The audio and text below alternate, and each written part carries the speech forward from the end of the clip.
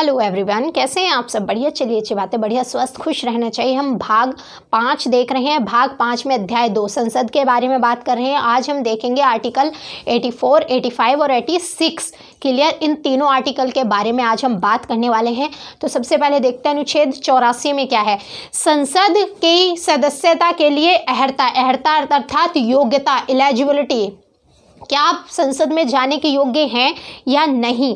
तो क्या कहा गया है, आपसे पूछ भी सकते हैं कि संसद के जो में जाने के लिए क्या योग्यता है, इसके बारे में किस आर्टिकल में प्रावधान है।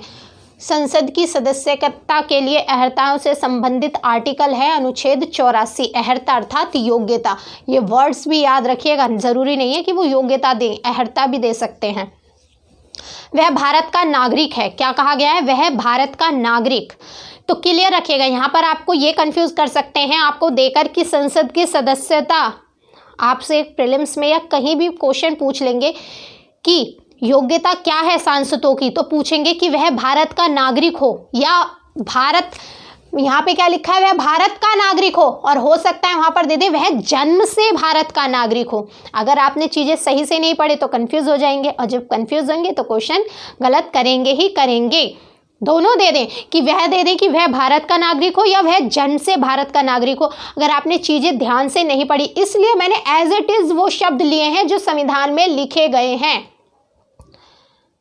वही शब्द लिए हैं। तो ये शब्द क्या जन्म, कहीं भी लिखा है कि वह जन्म से भारत का नागरिक हो, नहीं लिखा ना, सिर्फ ये लिखा है वह भारत का नागरिक हो और निर्वाचन आयोग द्वारा इस निमित्त प्राधिकृत किसी व्यक्ति के समक्ष तीसरी अनुसूची, कौन सी, तीसरी अनुसूची में इस प्रयोजन के लिए दिए गए प्रारूप के अनुसार शपथ लेता है या प्रतिज्ञान करता है और उस पर अपने हस्ताक्षर करता है। तो आपसे पूछा जाए जो संसद की शपथ लेने का प्रारूप है कि क्या शपथ लेते हैं सांसद, उसका प्रारूप कैसा है, कौन सी शपथ है, तो किस कहाँ पर दी गई है संसद के सदस्यों के शपथ का प्रारूप, तीसरी अनुसूची में।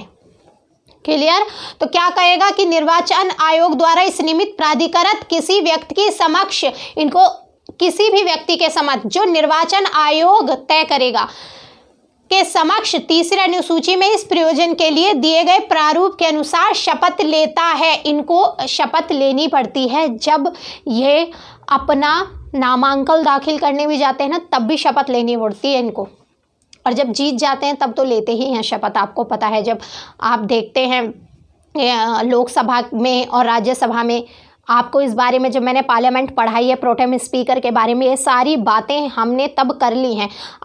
मैंने तभी कहा ना, मैं आपको आर्टिकल्स पढ़ा रही हूँ, मैंने आपको पार्लियामेंट पढ़ाई है, अभी और पॉलिटी ही पढ़ाऊँगी। मैं आपको इतनी अच्छी तरीके से पॉलिटी पढ़ा दूँगी कि क्वेश्चन कहीं से भी आए, कैसे भी आए, सब कर लेंगे आप बहुत अच्छे से। अगर आपने चीज़ें ध्यान से पढ़ी हैं, सीक्वेंस से चीज़ों को पढ़ा है, तो आपका क्वेश्चन बिल्कुल भी कहीं से नहीं छूटेगा। देखिए, ये भी पॉलिटी है, आर्टिकल्स जो पढ़ा रही हूँ, पार्लियामेंट भी पॉलिटी ही है, और अभी और पॉलिटी भी पढ़ाऊँगी एक तरीके से, और आगे चीज़ें बढ़ती गई तो नई नई तरीके से चीज़ें और बताते जाएंगे और चीज़ें अच्छी होती जाएंगी।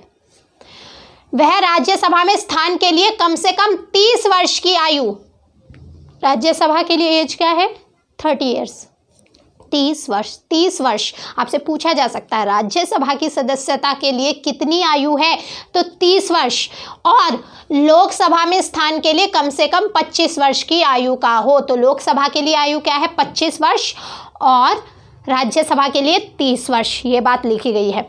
उसके पास ऐसी अन्य अहर्ताएं हैं जो संसद द्वारा बनाई गई किसी विधि द्वारा या उसके अधीन इस निमित्त विहित की जाए, यानी कि और वो अहर्ताएं जो संसद समय समय पर, ये तो इसमें लिख दी कि इतनी योग्यता, इतनी एज होनी चाहिए, भारत का नागरिक होनी चाहिए, परंतु समय समय पर अगर और कुछ योग्यता जोड़नी है कि भाई ये चीज़ भी होनी चाहिए, सपोज दैट उनका मन करे कि अभी तो यहाँ पर एजुकेशन से संबंधित कोई बात नहीं की गई, आप देख रहे हैं ना इसमें, यहाँ पे एक चीज़ और ध्यान रखें, यहाँ पे कहीं भी शिक्षा के बात की गई है कि उसे 10th पास होना चाहिए, 12th पास होना चाहिए, नहीं की गई है ना। परंतु अगर मन किया, आगे चलकर इतनी जागरूकता हुई कि हमारे नेता भी पढ़े लिखे होने चाहिए, तो वो प्रावधान कौन कर सकती है, संसद, की भाई 10th पास होने चाहिए, 12th पास होने चाहिए, ग्रेजुएट होने चाहिए, या ज़्यादा ऊपर और डिग्री बढ़ाती जाए, तो ये सारे प्रावधान कौन कर सकता है, या तो ये संसद कर सकती है। अभी वर्तमान समय में क्या है कि वह भारत का नागरिक हो, राज्यसभा के लिए 30 वर्ष की आयु, लोकसभा के लिए 25 वर्ष की आयु, साथ ही साथ वह पागल ना हो। पागल, अब जब पागल है, दिमाग ठीक से काम नहीं करता, नहीं होना चाहिए। देखिए अच्छी बात नहीं है, चीज़ों को सब नॉर्मल रहे, दिमाग पे टेंशन मत लीजिए, क्योंकि इतनी टेंशन है आज के समय में, इतना बर्डन है दिमाग पर, अच्छे खासे इंसान का दिमाग भी सही से काम नहीं करता। तो क्या कहा गया है कि वह पागल ना हो, पहली बात तो ये है। दिवालिया ना हो, दिवालिया अर्थात बैंक करप्ट ना हो, ठीक है। साथ ही साथ किसी लाभ के पद पर ना हो। लाभ के पद के बारे में मैंने आपको डिटेल्ड बात की हुई है। लाभ का पद यानी कि वो और किसी अन्य पद पर ना हो, जैसे सरकारी नौकरी या कोई भी ऐसा पद, चाहे वो उसका वेतन लेता हो या ना लेता हो, फिर भी कोई भी लाभ का पद ना हो। लाभ का पद जरूरी नहीं कि सिर्फ वो वेतन लेता है किसी और अन्य सरकारी पद से तभी वो लाभ का पद होगा। अगर वो किसी ऐसे पद पर है जिस पद पर उसके बने रहने से उसको या अन्य उसके आसपास वालों को फायदा पहुंचा सकता है, परंतु वो वेतन नहीं भी ले रहा, तब भी वो लाभ का पद होगा। और भी लाभ के पद क्या क्या हो सकते हैं, इसको समय के हिसाब से डिसाइड करा जाता रहा है। क्लियर। और मैंने ये भी बताया है कि राज्यपाल, राष्ट्रपति और मंत्री, ये जो पद हैं ये लाभ के पद के अंतर्गत नहीं आते हैं। तो ये बातें हैं। और अगर कुछ और योग्यता जोड़नी है तो संसद जोड़ सकती है विधि बनाकर। अब मैंने अभी आपको एग्जांपल दिया ना कि अगर अभी तो यहाँ पर एजुकेशन का कोई भी नहीं कहा गया कि भाई 10th पास हो, 12th पास हो, परंतु आगे चलकर भविष्य में ऐसा लगे कि हम एक डिसाइड कर देते हैं शिक्षा का भी कि 12th पास हो, ग्रेजुएट हो, तो संसद कर सकती है विधि बनाकर ये डिसाइड। क्लियर। अनुच्छेद 85, आर्टिकल 85 क्या कहता है? संसद के सत्र, सत्रावसान और विघटन। क्या संसद के सत्र होते हैं ना, बजट सत्र होता है, मानसून सत्र होता है, सारे सत्र होते हैं। एक साल में 3 सत्र होते हैं। क्लियर। तो सत्र उन्हें कहते हैं बजट सत्र, जब बजट पेश होता है, सबको पता होता है बजट सत्र। सत्रावसान, सत्रावसान से तात्पर्य जब उस सत्र की समाप्ति कर दी जाती है, सत्र समाप्त, सत्रावसान, सत्र ही समाप्त। विघटन यानी कि समाप्त, खत्म कर दी चीजें, डिसॉल्व। लोकसभा का विघटन, डिसॉल्व, अब खत्म, अब नई तरीके से होगा जो भी होगा। तो ये 3 बातें और भी मैंने डिटेल्ड इन पर पार्लियामेंट में बात की हुई है। पार्लियामेंट की सीरीज चल रही है, उस पर इन तीनों के बारे में डिटेल्ड बातें की हुई हैं। और ये भी बता रखा है कि जब विघटन हो जाता है लोकसभा का तब क्या प्रभाव होते हैं, और उसमें उसके प्रभाव, विघटन के प्रभाव से बहुत बार क्वेश्चन बनते हैं, क्योंकि कुछ प्रस्ताव ऐसे होते हैं उस समय जो पारित हो रखे होते हैं, कुछ राज्यसभा में लंबित होते हैं, कुछ लोकसभा में लंबित होते हैं, और कुछ ऐसे प्रस्ताव होते हैं जो लोकसभा और राज्यसभा के द्वारा पारित किए जा चुके होते हैं, परंतु वो राष्ट्रपति जी के पास होते हैं उनकी अनुमति के लिए। तो क्या होता है उन प्रस्तावों का, ये सारी बातें हमने पार्लियामेंट में कर रखी हैं। क्लियर। तो अनुच्छेद 85 में है संसद के सत्र, सत्रावसान और विघटन। राष्ट्रपति समय समय पर संसद के प्रत्येक सदन को ऐसे समय और स्थान पर जो वह ठीक समझे अधिवेशन के लिए आहूत, अर्थात आहूत बुला सकते हैं, इनवाइट कर सकते हैं, आहूत करेगा, किंतु उसके एक सत्र की अंतिम बैठक और आगामी सत्र की प्रथम बैठक के लिए नियत तारीख के बीच 6 मास 6 मंथ का अंतर नहीं होगा। ये कहा गया है कि आप देखते हैं सत्र होता है, साल में 3 सत्र होते हैं, तो उनको बैठक के लिए कौन आमंत्रित करता है? राष्ट्रपति जी कर सकते हैं। राष्ट्रपति जी को पावर है कि आमंत्रित करेंगे, कहा गया है इसमें। साथ ही साथ अब एक सत्र, जैसे बजट सत्र समाप्त हो गया, अब आगे आने वाला सत्र विंटर हो गया, विंटर अर्थात सर्दियों में होता है, मानसून सत्र भी होता है। तो जो सत्र चलते हैं उसके बीच में आज एक सत्र की समाप्ति हुई और आगे आने वाला जो सत्र है उनके बीच में जो गैप होगा वो 6 माह से ज़्यादा का नहीं हो सकता। 6 महीने होने से पहले दूसरे सत्र को बुलाना होगा, अनिवार्य है। ये तो आपसे पूछा भी जा सकता है कि एक सत्र की समाप्ति पर और आगे आने वाली जो सत्र है उसकी शुरुआत में जो गैप होता है वो गैप अंतर कितना होगा? 6 महीने का होगा, सिर्फ 6 महीने का।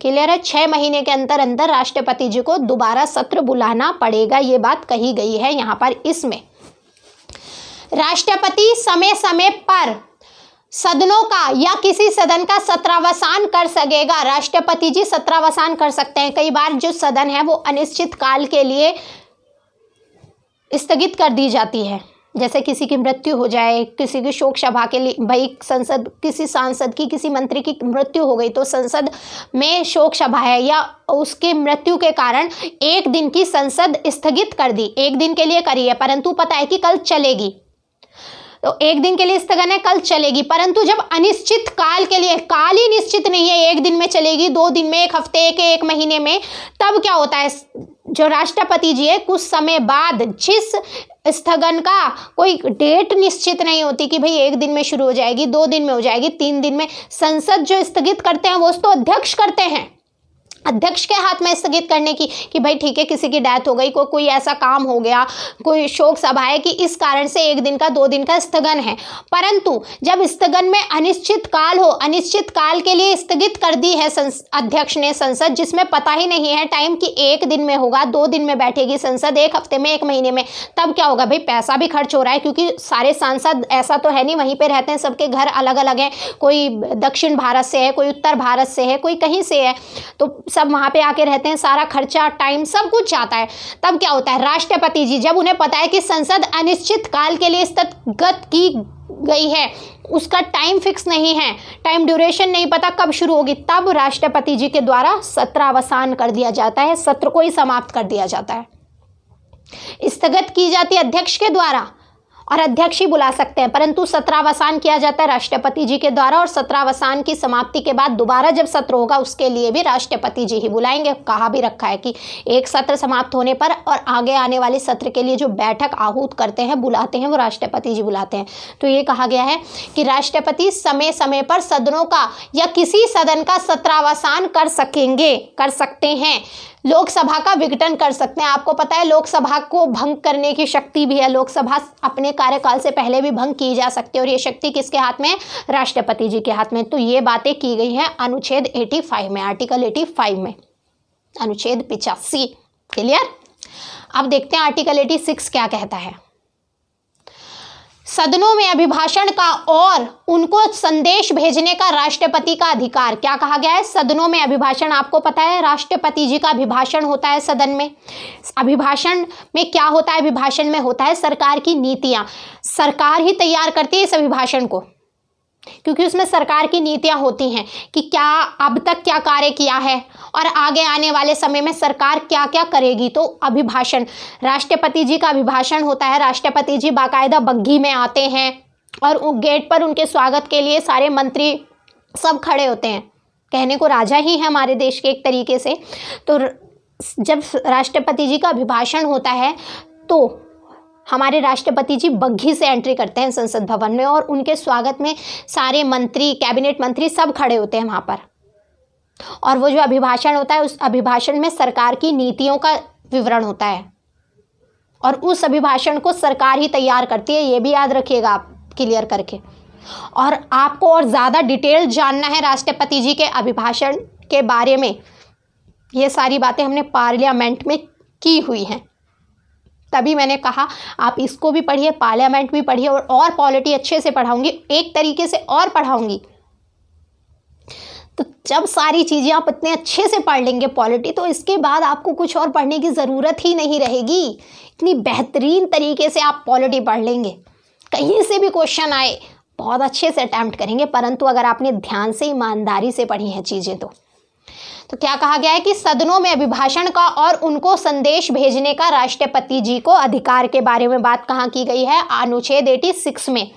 राष्ट्रपति संसद के किसी एक सदन या एक साथ समवेत अर्थात दोनों सदनों के अभिभाषण कर सकते हैं। या तो राष्ट्रपति जी किसी एक सदन के आगे, चाहे लोकसभा के आगे, चाहे राज्यसभा के आगे, या फिर दोनों सदनों को साथ में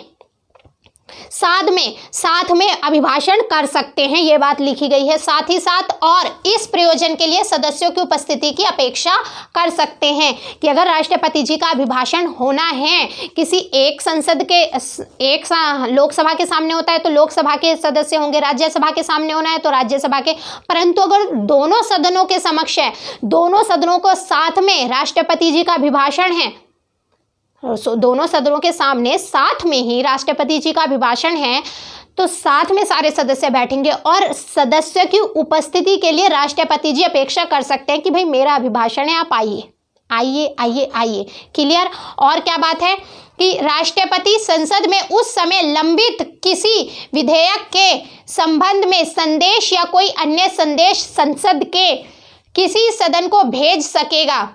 क्या कहा गया है? लंबित। उस समय लंबित किसी विधेयक को, जब यह अभिभाषण चल रहा है या फिर कभी भी कोई लंबित विधेयक है तो उसके बारे में संदेश संसद में भेज सकते हैं राष्ट्रपति जी। और जिस सदन को कोई संदेश इस प्रकार भेजा गया है, अगर वो संदेश लोकसभा को भेजा गया है या राज्यसभा को भेजा गया है, तो उसके बारे में बात की जा रही है कि जिस सदन को कोई संदेश इस प्रकार भेजा गया है वह सदन उस संदेश द्वारा विचार करने के लिए अपेक्षित विषय पर सुविधानुसार शीघ्रता से विचार करेगा। तो क्लियर है ये बात कि राष्ट्रपति जी संदेश भी भेज सकते हैं किसी लंबित विधेयक पर।